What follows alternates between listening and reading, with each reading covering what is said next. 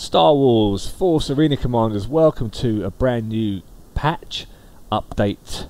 So I posted a video earlier about the Doomsday patch, quote unquote, and then as I posted the video, community manager Simon posted about the announcement that the patch is going to be coming as expected, 4 weekly cycles. So it's been a month since 1.4 and 1.5 is coming, and as I said in my video, they're going to push ahead with 2v2. So that is the big headline news. 2v2 changes are still going ahead, but the changes in 1.5 are immense. We're talking about new cards, we're talking about guild changes, replays, but we knew about the guild changes and the real replays, but what we didn't know was they're going to be introducing some new cooperation mode for guild members, so you can earn packs and rewards doing missions together in a guild environment. But that isn't enough, there's more. We're also going to be able to request cards too, so if you're short on cards or need a card, you're going to be able to request cards in the guild, which is fantastic. So rather than doing a video that I normally would do looking at the patches, so we're just going to look at the notes on the forums as they've been posted literally minutes ago. So let's talk about the four new cards. We've got Kadarian Partisan, who is almost like the Rocket Trooper for the Rebel Alliance version. So basically they're going to be just as strong. Range is 11.5. So if I go into the game quickly, let's see what the Empire's Rocket Trooper is at 11.5. So the Rocket Trooper is 11. So basically it's an ideal match for the Rocket Trooper. So the Rebels are going to have their own Rocket Trooper, who will probably target buildings and vehicles, as it says there. So it's another counter to the ATST Walker, for example. And right now the Empire obviously drops Rocket Troopers on different lanes, and the Rebels have got a Gunk Droid, but this would be a new threat for the Empire to deal with. They're very weak, like the Rocket Troopers are, but she can deal a lot of damage against turrets if left unchecked. So that is a new card, and that will be unlocked from tier 2, which is the Carbonite tier. So one thing I quickly want to say is please feel free to pause the video at any time to read the notes or whatever. If I'm going to do quickly, blah blah blah, but just pause the video. Thank God for pause. So another Rebel card costing 4 energy is going to be the Kadarian Partisan. There's been paragraph about the backstory, about it working with Saw Gerrera, all those kind of things, and after Jeddah doing its own thing. It's only got one eye, it's only got one eye, but it has got a boomerang, which is interesting as its attack, and it will be able to attack 4 enemies at once using the boomerang weapon, which will bounce off nearby enemies. So the animation will be interesting to see how that copes and what that does in the game. It's a tier 5 unlock for the Rebel Alliance, and it is a 4 energy cost. Moves very slowly, 2.2, attack speed is rapid, 1.2 as well, and it targets absolutely everything. So that could quite be a lethal weapon, really. Could counter Bladesmen, it could counter obviously Stormtroopers, and it could counter Assassins as well, which would be an interesting thing to see how that plays out. And for the Empire, look what we're getting here. The Galactic TX-225 tank is coming to the game. Didn't see that happening at all. So this is a huge energy cost at 6, so it costs more than a light tank does at the moment, and it costs 1 unit less than the AT-ST Walker. And again, this will just focus on vehicles and deals a ton of damage with its firepower. But as you can see, attack range is 9.5, which is pretty epic. Very slow moving, deals a ton of damage to buildings, will also attack leaders as well. So it's almost like the Rebel tank. So if we look at the AT-ST Walker at the moment, 9.5 range as well, and deals a ton of damage. Very slow moving, 2.75 attack speed, and this tank has got the same range. Attack speed is much slower, so it's slower attacking than the AT-ST Walker is, and it deploys relatively fast. And compared to the Rebel's light tank, it's got a better range. The Rebel tank attacks faster, and everything else is more or less roughly the same. So that's an interesting change that'll be. Another unit for the Rebels to worry about that can deal some serious damage. But the key thing to remember is now the rebels have got the rocket trooper, so this will attack this immediately. So rebels now have got a good strong counter, rather than just turrets and harsh language to take down one of his vehicle units. Interesting, it's a tier 5 unlock as well, and it will not stop, and also not stop attacking structures until it's actually destroyed, unless of course you blow it to pieces. So it's going to be interesting. So it attacks turrets as well. It probably behaves like the AT-ST Walker does and deals a ton of damage. And then surprisingly, at 3 energy cost comes Death Troopers. So we've got the Death Squad for Orson Krennic, but now all the Empire can get the Death Squad, the Death Troopers. The change to Krennic is unique, it's staying the same, but now everyone's getting the Death Troopers, and these are going to be quite aggressive and dangerous in their attack. So there's only 2 of them. The attack range is 7, which is pretty low compared to some other units, for example. So for 3 energy cost, looking at the Pathfinders, 7.5 range, movement speed is a bit quicker as well. Attack speed, 1 second attack speed. So that's they're faster. They attack faster. There's only 2 of them, like the Pathfinders, but the range is less. So that's a pretty interesting addition. And they are better than Stormtroopers, but they cost 1 energy more. So compared to a Stormtrooper, it costs. Let's look at the Rebel Soldier quickly, actually. So 1.9, 6.5, so they're already better than the Rebel Soldiers, but don't move as fast as a Rebel Soldier, which is interesting. But they've got the same range, and obviously the difference is there's 2 more Rebel Soldiers there. And for the Empire, you've got Stormtroopers. So the damage per second is a lot lower, their attack speed is a lot lower, their range is lower. So they are better than the Stormtroopers, but you're losing out by 1 trooper. But how that play out, we'll have to wait and see in the game itself. So that is it for the new units we're getting. There are changes to leaders coming, or some new leaders coming apparently, but they're not ready to release those yet, but that's going to be coming soon, I imagine.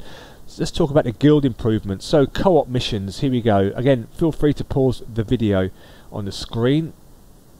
So we've got some big changes coming to the guilds really. So co-op missions have been added, and what you do is you obviously play with your guild mates, etc., and throughout the season the rewards will be given at the end. So it's almost like a daily mission. So if you play Clash Royale, this kind of thing happens there. So you have like a chest challenge, and then you just do play whatever it says. In Clash Royale, you just win crowns basically to count towards your reward. But here you'll be doing mission contributions. So all the missions that you do will contribute to your guild, and then you all get rewarded depending on how many cards or what level your guild's reached. So players will have to have at least 10 contribution points to the final tally. So before you get any rewards, you must do at least 10 points worth of work to contribute, which is fair enough. If you're in a guild, you should really contribute to your guild's purpose. And here's more about the objectives and the rewards. So here we go. So you've got 10 stages, and as you can see the rewards there by stage. 20 cards to guarantee to get 2 epics, and it moves up. And so if you manage to do all 10, we're talking major dollar here. So if you do 2v2 at the moment, and in ranked 2v2 obviously is going to be going now, so this looks like it's going to be a good replacement for that in terms of getting more cards. You won't get the crystals, you won't get the season reward pack, but you will get a lot more cards if you're in a good guild that is active and contributing to this season. So it's going to be a good replacement, I think, really, because people were worried about losing. I think the matchmaking about 2v2 was everyone was worried about what they're going to lose in terms of rewards, because people don't like to do that, because some players might not be as strong in 1v1, where 2v2 you've got a greater chance of perhaps winning a match maybe, which is all true, and obviously you can talk about that all day long, but some players will be worried about losing things, and this is a perfect replacement. So if you're not in a guild, get in a guild today, get yourself in there, get active, and get yourself ready for the new season. The mission reward stages look fantastic. So that's good. They're new. That's new. Then also added to that is going to be the card donation. So in Clash Royale, you can request a card every day, and you can donate up to there's a limit of like 30 cards per person or per day you can actually donate from what you've got. So if you've got cards laying around and someone says, I want a Stormtrooper, you can give them a load of Stormtroopers, and then you can level up your card, which is perfect. So you can do, it's every 6 hours, you can request, you can only do common and rares at the moment. I would like to see that change to epics, because on Clash Royale you can do what they call Epic Sundays. So every Sunday you can have one go at doing getting epic cards, which is cool. So here we go, it talks about how you donate the cards, and there's requests, and this is a new UI to focus in on all those changes. Again, none of his UI things are final because it could change in the last build, but these have been taken quickly. And then you also get a small amount of credits as well, so it's a good way to boost your credits up as well. So in Clash Royale it's exactly the same thing, you donate cards, you get credits back, and the higher the value of the card, the more credits you get. So it's another good revenue source for players who are desperate for credits right now. And here we go, these are the limits of how many cards you can donate. You've got 40 there, donation limits here, and it goes all up to 15. So pretty good addition.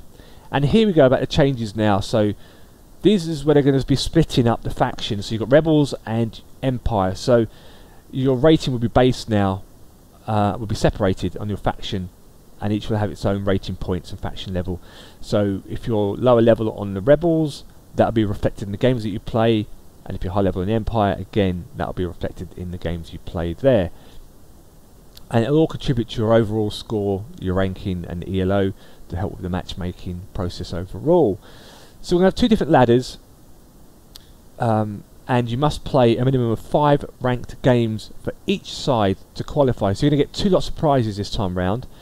Doesn't say what the prize is going to be, doesn't say they've been reduced or adjusted, but we'll come to that a bit lower down hopefully. So if you play 5 Rebel games, you'll get the rewards. If you don't play 5 Empire games, you will not qualify for those rewards.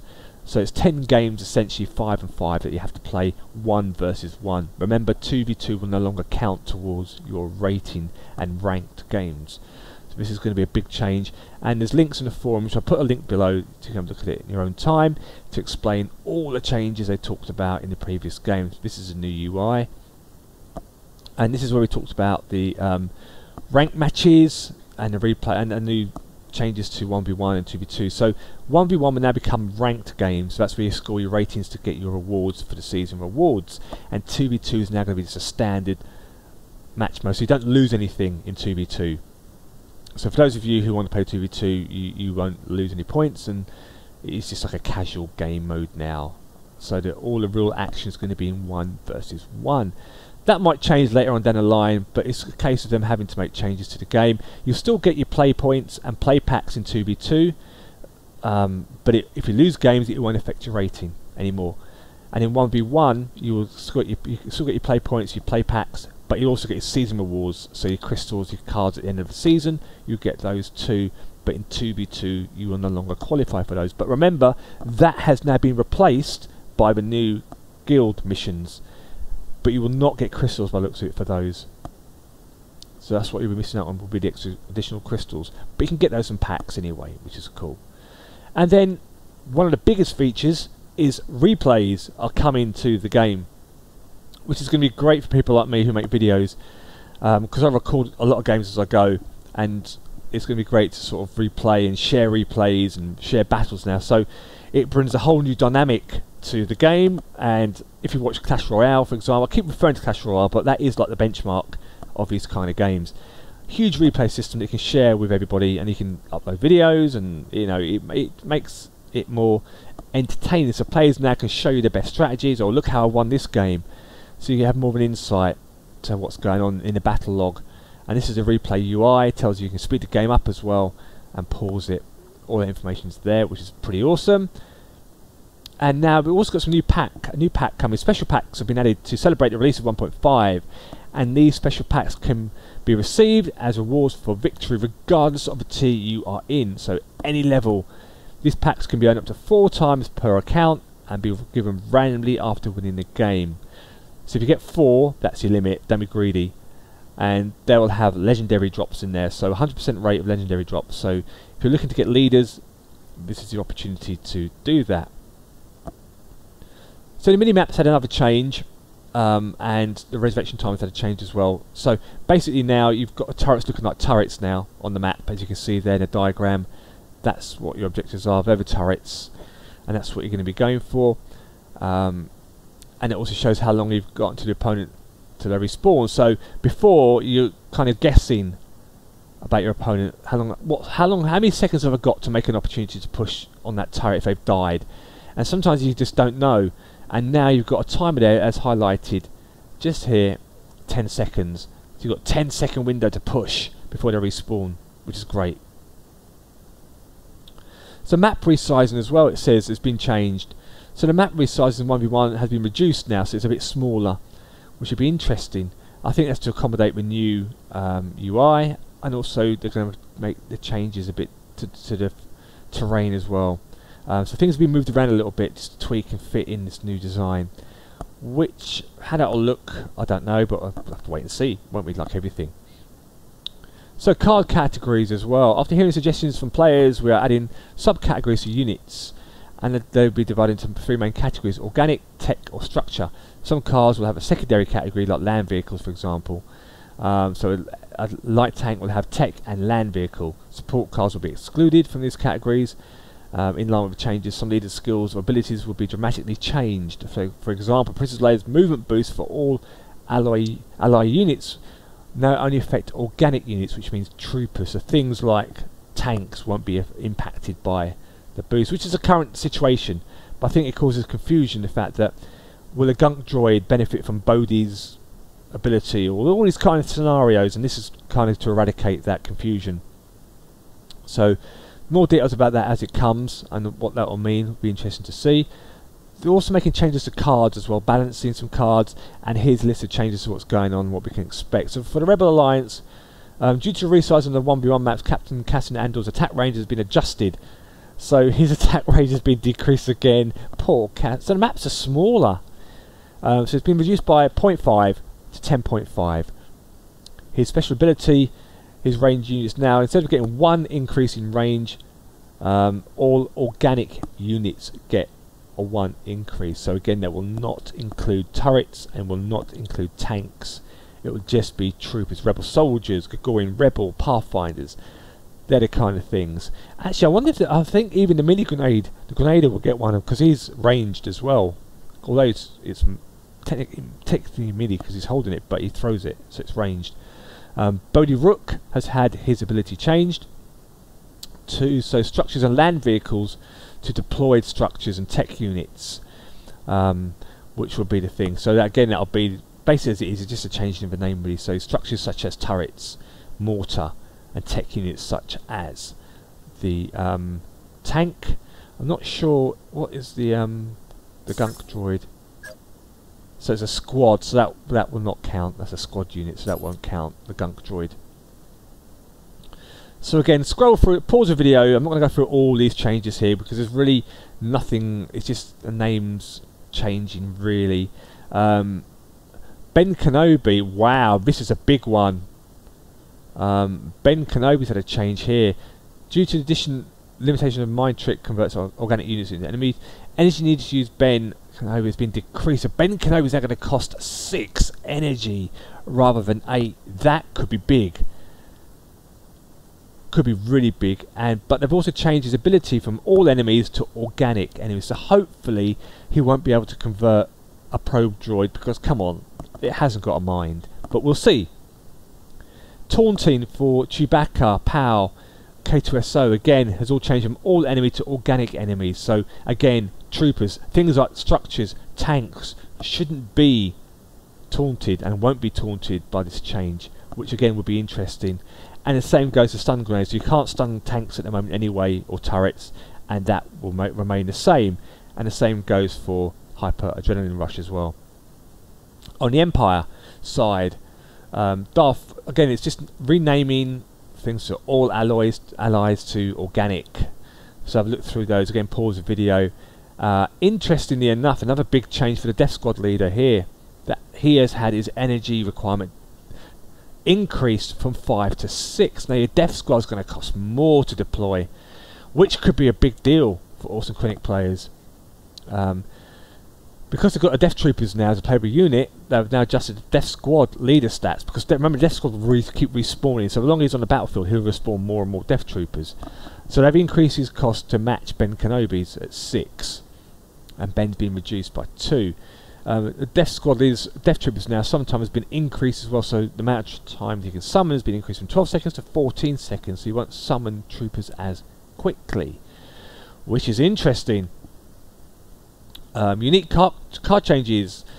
They've been a bit neglected, it says here, by some leaders, and it's a shame because we feel that unique should be more, well, get value really. So the growth rate unique cards have been increased from 6% to 10%. So they're going to drop this card rate, increase it so you get more of the uniques, hopefully, rather than being 6%. And they're going to try and bring the power levels up as well, so hopefully you might see more people using them. To be fair, I don't mind some characters don't really need, I don't think you need the uniques, because they just don't feel the benefit. But that is up for debate, and again it depends on what leader you are and who your favourite leaders are. Some players like them, some players don't. So, but here are the other changes to 2v2, and everything will be adjusted to play at card levels to follow levels. So everything will have a unique setting for 2v2 normal games. So all cards will be level 1s, level 4 epic, level 6, level 8. So you can't, no matter whatever level your cards are, doesn't matter.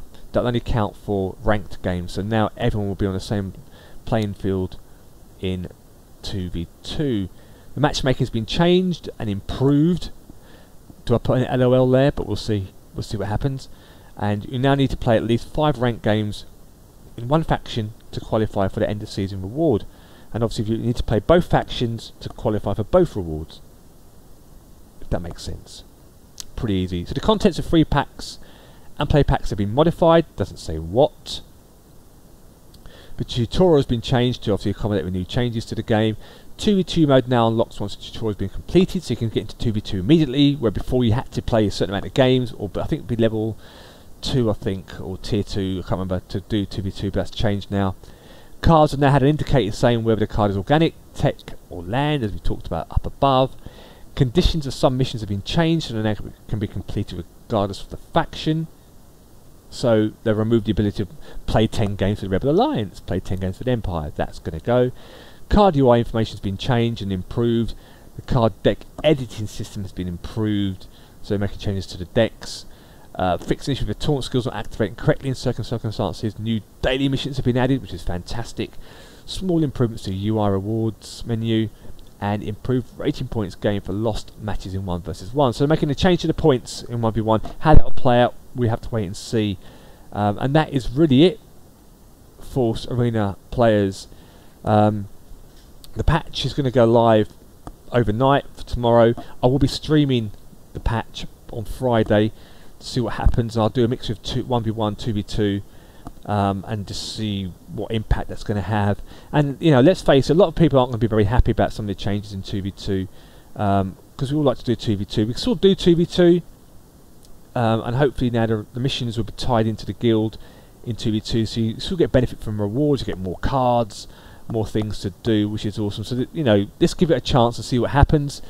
The bottom line is we need more players in the game playing the game. If it makes it easier for people to get into the game and play without any severe consequences, because let's face it, some players are going to think, oh, if I do 2v2, I'm not very good at 2v2, I might impact someone's rating score, you know, all these things. And there's players in my guild who are worried about that. So, you know, personally I don't care about my rating, but some players obviously do care about their rating points, and you can see why the changes had to be made. But that's it in this video. Thanks for watching, and I'll see you in the next Star Wars Force Arena video. May the Force be with you.